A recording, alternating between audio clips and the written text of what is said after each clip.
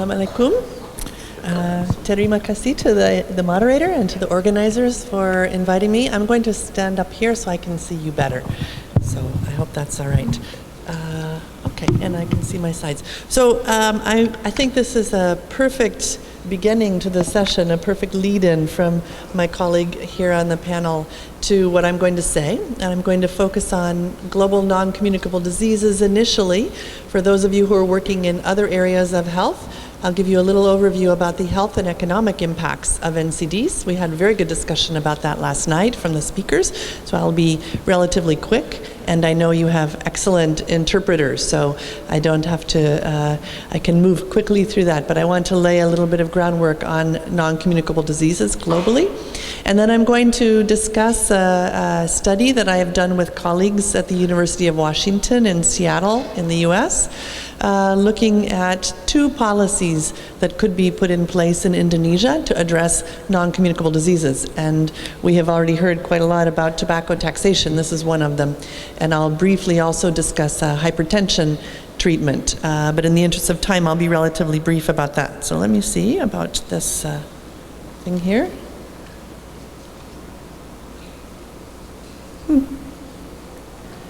Okay.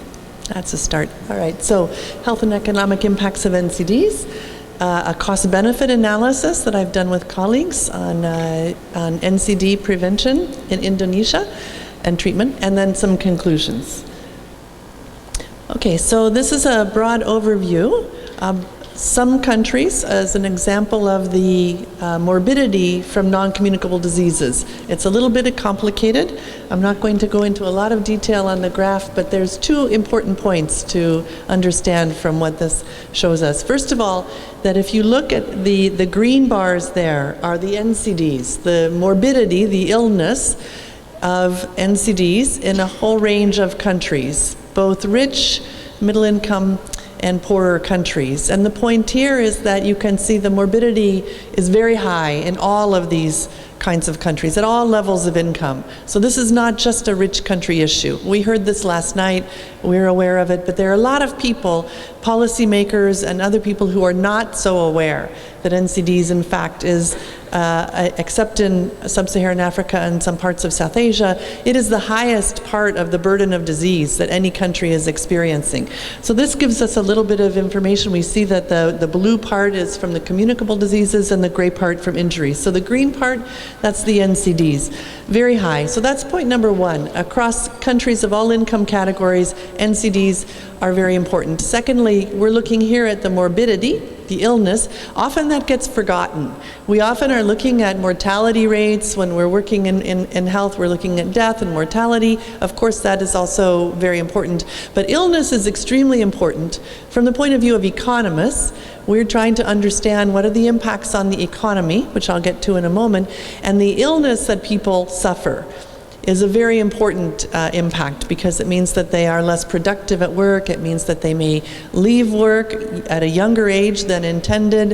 It means that they miss days of work. Those are all impacts on productivity. So it's important to remember the high morbidity that happens.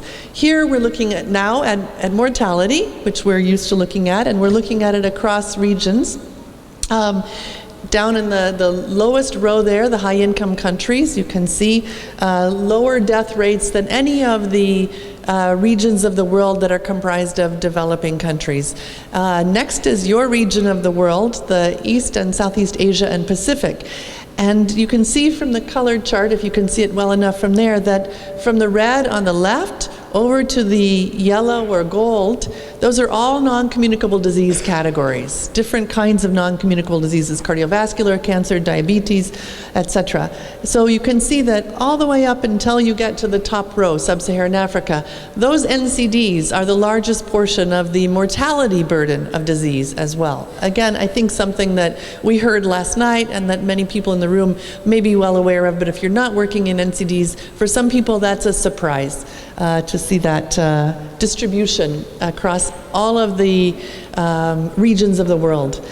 Okay, I want to make a particular point about the connection between non-communicable diseases and poverty, because again, there's a belief in many supporters that non-communicable diseases is not a disease, not diseases of poverty, but in fact diseases of the wealthy. And it's a natural or almost expected outcome of wealth. Well, that's not true. First of all, you can be wealthy and not have an excessively high burden of non-communicable diseases. And in fact, in rich countries all across the world, the mortality rates, premature mortality rates from non-communicable diseases have plummeted. They are in fact dropping so much faster than the non-communicable disease mortality in developing countries. So there's an increasing disparity that is happening. The NCD burden in developing countries is rising. In most countries in the world, where it is dropping, it's dropping much, much faster in high-income countries than it is in developing countries. And we know the reasons why. I'm not going to go into the details here, but it's important to understand that there's a big and growing disparity. Secondly, there are many non-communicable diseases that are associated with poverty. Things like the respiratory disease from indoor and outdoor air pollution, exposures that rich people can avoid, that they don't have, that might be detected early. Those are not detected, and they're not avoidable, as easily avoidable for people who are living in poverty and in poor areas of the world. So there's a causal relationship between poverty and non-communicable disease burden. In addition, in some parts of the world, and here I learned yesterday, something I didn't know, that you have a very high TB burden, tuberculosis burden here in Indonesia, which I wasn't aware of, and it's really critically important, as I'm sure you know, because there's a high relationship between TB and diabetes type 2. In addition, in some parts of the world, we're seeing a very high correlation between HIV/AIDS occurrence, so people living with HIV/AIDS having a high occurrence of some other cardiovascular diseases, particularly hypertension and stroke, also some other cardiovascular diseases. And in fact, we're working right now to try to understand some of those comorbidities. So in areas of the world that still have a high communicable disease burden, in addition, they have a non-communicable disease burden on top, sometimes relating to those communicable diseases. So that's some points to make about the relationship between poverty and NCDs. And then finally, I mentioned here a paper that was published in the Lancet a few years ago titled 80 Under 40 by 2020. It was a group that met together in Rwanda and issued a statement calling for a reduction of premature NCD mortality, that is extremely premature mortality, what occurs in people under 40, and calling for a reduction by 80% of that premature mortality by the year 2020. It's really an important agenda. It's important for both health and economic reasons, and much of this premature death can be dealt with relatively easily. We have the tools. It will cost some money, but it won't cost an extreme amount of money. So the point here is that some of the premature mortality is not related just to aging. Aging is very important across the world, and a lot of it is related to aging. But here, when we talk about premature mortality, there is extreme premature mortality from some non-communicable diseases that should be addressed. And in fact, I'll mention there's a Lancet commission. I'm a member of that commission that is looking at NCDs and injuries of the poorest to better understand the relationship between poverty and global NCDs. Economic costs. Many of us in the room are economists, some of us are not, so I'll just briefly mention some of the kinds of things that economists look at. We've heard a lot of good examples here today and yesterday. We look at the household economic impacts, in that sense, out-of-pocket expenditure, which we've heard a lot about, treatment and care expenses that people have to pay themselves, and reduced consumption of non-health items, reduced consumption of good nutrition, of children's education, of good housing. That happens particularly in poorer households. At the macroeconomic level, I already mentioned some of the important productivity impacts that we see and that are being measured. We don't have enough studies of that, but increasingly we're measuring those impacts. The premature mortality, early retirement, absenteeism, and presenteeism that I mentioned already.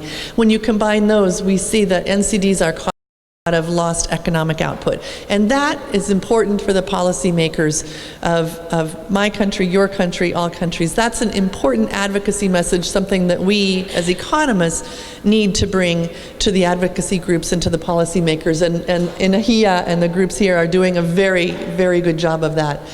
Finally, just on the overview, this is one of the studies very recently published on productivity loss. It's not easy to measure this. You can see, my pointer's not working here, but Indonesia is one of the countries shown in the bar there. It's this studied from the University of Victoria in Australia. They studied the presenteeism, absenteeism and early retirement as a proportion of GDP. And you can see a very high GDP losses from all of those. I think maybe one of the surprising take-homes is that in fact the presenteeism, the bar in the middle, is the largest economic cost of NCDs for many of these countries. It's something we often forget about, but it's very important in terms of its economic impacts.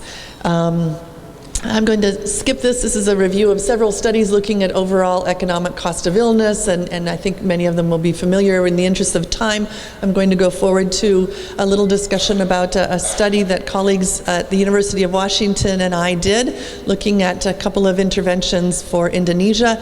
I will mention that this is part of a Copenhagen Consensus project.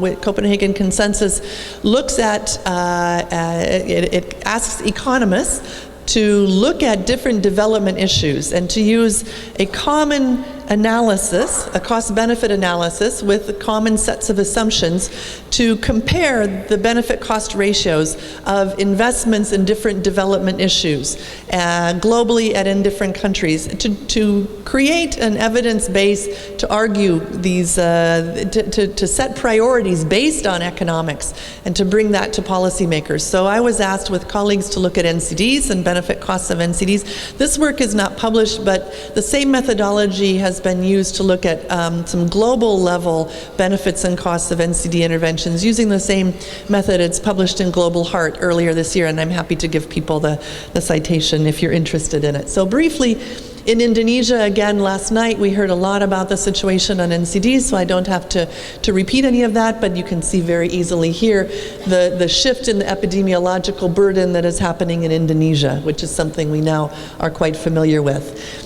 We know that a couple of the really important risk factors are tobacco consumption, which we've heard a lot about. We also know that poor diet is a very important risk factor, something that is changing very quickly in Indonesia, but you have the unfortunate situation of a double burden of malnutrition or even triple burden of malnutrition, where you have still stunting, which we have heard people mention, very important, and I heard increasing rates of stunting in some parts, in Aceh and in some parts of the country.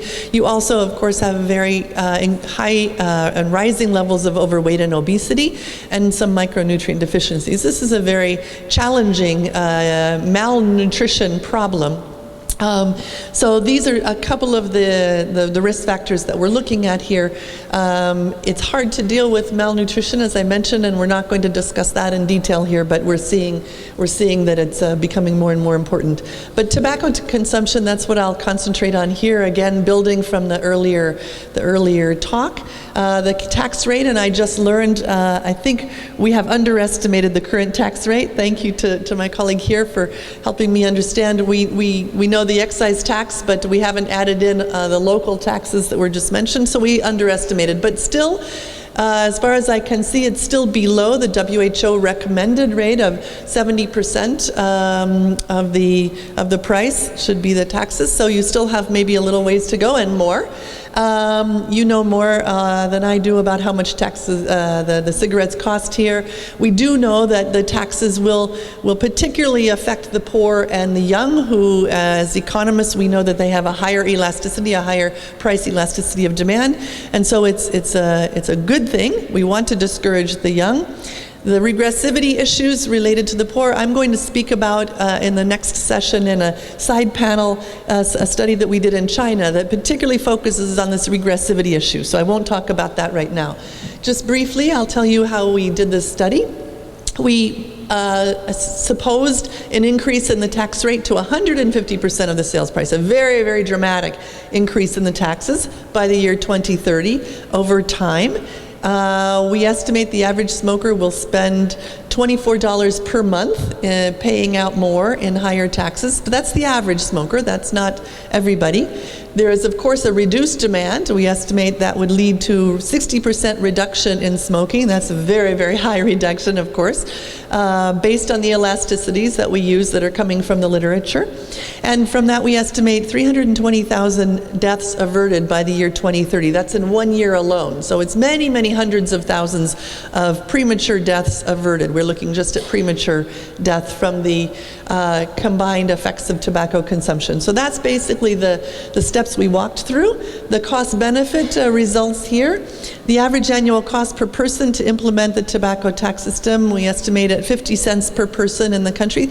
That's a little higher than the estimates that WHO uses for tobacco tax increases, but we wanted to be conservative, times the number of people in the country, so total cost of about $145 million annually. And then we estimated, of course, the averted premature deaths and times the number of productive life years gained, 15 productive life years gained on average from reducing tobacco consumption at all ages.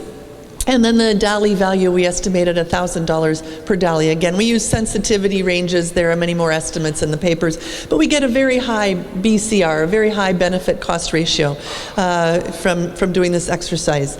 I think we all know in the room, I think if people in the room were making decisions about tobacco taxes, we wouldn't have any problem achieving the goals here in Indonesia. So we all know that there are high benefits. I'm going to just mention very briefly the other part of the study. I'm not going to walk you through it because my time is up, but very briefly, we also looked at how to manage the high rates of high blood pressure and hypertension in the country, and we proposed essentially a simulated drug therapy for those at high risk. So secondary treatment using some generic drugs, ACE inhibitors, antihypertensives, and made assumptions about how many people could be reached, how many people would be adherent to the drug therapy, therefore how many people would successfully control their hypertension and avert premature events, mortal events, fatal events from high blood pressure. So again, I won't go through the steps in detail. Here's the results on the cost-benefit analysis.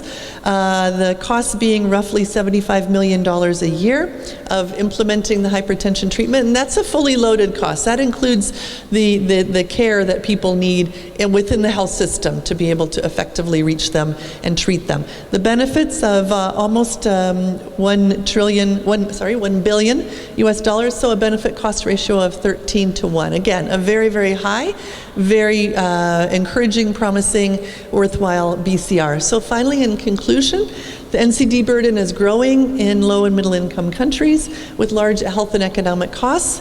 We know, and I didn't speak about this, it's work that I have done in the past and I'm updating it right now, looking at the donor funding for NCDs, again, something that was mentioned last night.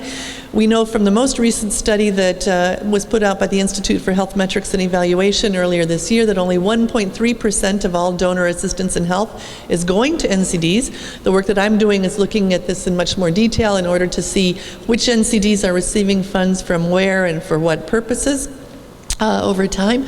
But turning to the study, I did mention to you cost-effective interventions exist, and Indonesia is in a position to prevent many hundreds of thousands of premature deaths by implementing and further implementing existing policies.